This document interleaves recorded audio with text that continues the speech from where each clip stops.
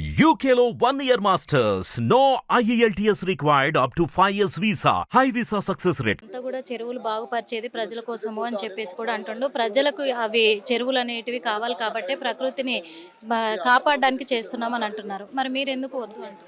చెరువులు కాపాడితే కాపాడము. మేము అది వద్దంటే లేము. చెరువులు కబ్జా చేసినాం, పెద్ద పెద్ద బడాబాబులు కబ్జా చేసిండు. చిన్న చిన్న ఇప్పుడు మాలాంటి మధ్య తరగతి వాళ్ళైతే ఎవరైతే కబ్జా చేయలేదు, కట్టుకోలేదు, బడాబాబులు కబ్జా చేసి అమ్మితే వాళ్ళ దగ్గర కొనుక్కోవచ్చు వాళ్ళు. కానీ మేమైతే చిన్న చిన్న మధ్య తరగతి వాళ్ళమైతే ఎక్కడ మేము కబ్జా చేయలేదు. ఇవి కూడా మేము బాధ్యత అమ్మితేనే, పట్టా భూములు అమ్మితేనే కొనుక్కొని రిజిస్ట్రేషన్ చేసుకొని కట్టుకున్న ఇండ్లు ఇవన్నీ ఏం కొత్త కొత్త ఇండ్లు పాత ఎవరి దగ్గర గుంజుకొని కట్టుకున్నారా? అంతే రిజిస్ట్రేషన్లు అయితేనే కదా కట్టుకునేది. ఇంత పెద్ద బిల్డింగ్లు పర్మిషన్ ఇస్తేనే కదా ఈ మధ్య కట్టిన ఇండ్ల లాగా అనిపిస్తున్నాయి, ఏ పాత బిల్డింగ్ లాగా అనిపిస్తున్నాయి. ఇవన్నీ చూస్తాం, మీకు పర్మిషన్ ఇస్తేనే కదా, గవర్నమెంట్ ఇచ్చినాయి కదా. ఇవన్నీ ఇచ్చి ఇంటి ట్యాక్స్ ఎందుకు కట్టించుకుంటూ ఉంటాను?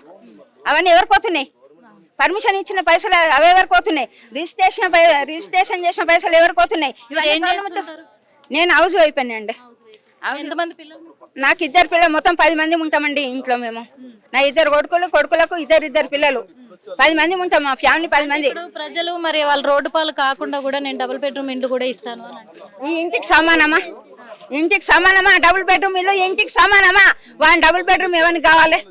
మాకు అవసరం సచ్చిన ఇంట్లో అవసరం, లేకపోతే బతికిన ఇంట్లో బతుకుతాం, అంతేగాని మాకు ఏ డబుల్ బెడ్రూమ్ లేదు. ప్రజలు మా ఇండ్లను కూలగొట్టొద్దు, మేము కష్టపడి కట్టుకున్నాము అని చెప్పేసి వచ్చిన హైడ్రాకి సమాధానం చెప్పి కూడా వాళ్ళతో పోరాడుతున్నారు. ఆ క్రమంలో మరి పోలీసులు కూడా మరి వాళ్ళకి సపోర్ట్ చేస్తారు. వాళ్ళకి సపోర్ట్ చేస్తారు. మన ప్రభుత్వం ప్రజలకు కదా వాళ్ళు అండగా ప్రజలకు నిలబడతాడు. ఏం కిరాతకులు లాగా మా మీద దొబ్బేస్తున్నారు, మా ఇళ్ళకే మమ్మల్ని రానియకుండా చేస్తున్నారు. వాళ్ళు పోలీసు వాళ్ళే మళ్ళీ ఏంటో అర్థమైతే లేదు, కానీ వాళ్ళని కూడా కిరాతకంగా తయారు చేసిండు ఆ సీఎం. ఏమంటుండే హైడ్రాక్ నాకు సంబంధం లేదని చెప్తుండు. వాడు సంబంధం లేదు. హైడ్రా ఎక్కడి నుంచి వచ్చింది? హైడ్రా ఎక్కడి నుంచి వచ్చింది? నువ్వు సృష్టించిందే కదా హైడ్రా అంటే, నువ్వు సృష్టించిందే కదా. ఇప్పుడు హైడ్రాకి నాకు సంబంధం లేదంటే ఏంది ఇది? హైడ్రా రంగనాథ్ గారు ఎక్కడున్నా దీనికి సొల్యూషన్ మీరు ఇవ్వాలి. మీరు ఏమన్నా మొన్న 2 వారం క్రితం, నెల క్రితం అక్కడ నల్ల చెరువు, సున్నం చెరువు కులగొట్టినప్పుడు ఏమన్నాడు?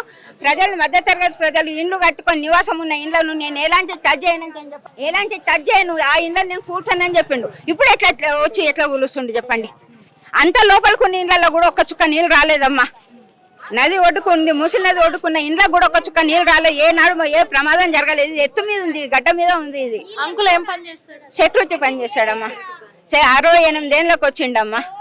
కష్టపడి మా 60 ఏళ్ళ కళ ఇది ఇల్లు. మాకు 60 ఏళ్ళ కళను కూల్చి వేస్తుంటే ఏం చేయాలమ్మా? మాకు ఏడ్చి ఓపిక కూడా లేకుండా అయిపోయిందమ్మా. మాకు 3 రోజులపై మమ్మల్ని కుక్కల్ని ఉరికిపించండి. ఇక్కడికి వెళ్ళి ఇక్కడ నిలబడితే అక్కడ పోతుంటే, అక్కడ నిలబడితే ఇక్కడ మార్కులు వేస్తున్నారు. ఏందో మీ ప్రభుత్వం ఏందో ఏమైతే మేము లాస్ట్కి అయితే మేము ఉంటామో పోతామో కూడా అర్థమైతలేదమ్మా.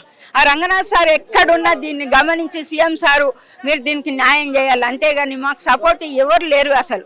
ఏ ఎమ్మెల్యేలు ఎక్కడ వండుకున్నారో, ఏ లీడర్స్ ఎక్కడ వండుకో. నిన్న మేము సీఎం రేవంత్ రెడ్డి ఇప్పుడు మరి ఇక్కడికి వస్తాడు, ఇవన్నీ చూడడానికి కూడా, మీకు చెప్పడానికి కూడా మీరేమన్నారు?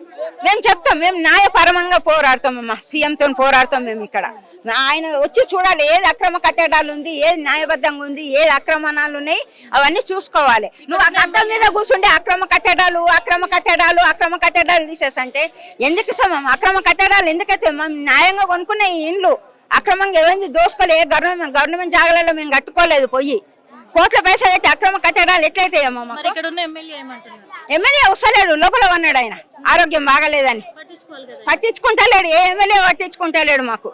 నిన్న మేము రాజేంద్ర సార్ దగ్గర పోతే నేనున్నానమ్మా, నేను వస్తున్నా అని నిన్న పోయినా. మేము పోతే ఈ రోజు వచ్చిండు సార్, నేనున్నాను వచ్చిండు మాకు ధైర్యంగా. చూస్తున్నాం కదా, మరి ఒక్కొక్కరు అయితే చాలా అంటే చాలా ఎమోషనల్ అవుతున్నారు ఇక్కడనైతే. ఎందుకంటే 60 ఏండ్ల కళ మాది. 60 ఏండ్ల నుంచి కూడా ఈ ఇండ్లను కట్టుకొని మేము ఇలా బతుకుతూ ఉంటే మధ్యలో వచ్చి కూల్చడానికి వాళ్ళకి ఎక్కడ హక్కు ఉంది? ఎవరది కూల్చేది కూడా? ఎందుకు వాళ్ళు ఇలా చేస్తున్నారు? మా ప్రజల మీద ఎక్కడిది వాళ్ళు వేడి చూపించేది? ఇదంతా కూడా మేము జరగనీయము. మరి సీఎం రేవంత్ రెడ్డితోటైనా పోరాడడానికి మేము సిద్ధంగా ఉన్నాము.